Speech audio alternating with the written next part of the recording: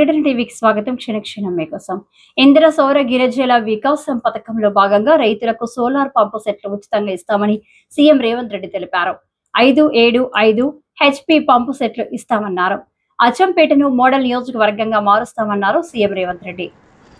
నాగర్ కర్నూలు పర్యటనలో భాగంగా ఇవాళ ముఖ్యమంత్రి రేవంత్ రెడ్డి అమరాబాద్ మండలంలోని మాచారం చేరుకున్నారు. ఈ మేరకు ఆయన ఇందిరా సౌర గిరిజల వికాస పథకాన్ని అట్టహాసంగా ప్రారంభించారు.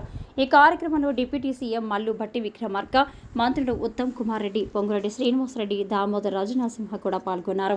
తెలంగాణలో అటవీ హక్కుల చట్టం కింద 6.69 లక్షల ఎకరాల విస్తీర్ణంలో ఉన్న భూములకు పోడు పట్టాలు మంజూరైన నేపథ్యంలో బీడు వారుతున్న పోడు భూములకు జల కలను తెచ్చేందుకే సర్కార్ ఇందిరా సౌర గిరిజల వికాసం పథకాన్ని ప్రవేశపెట్టింది.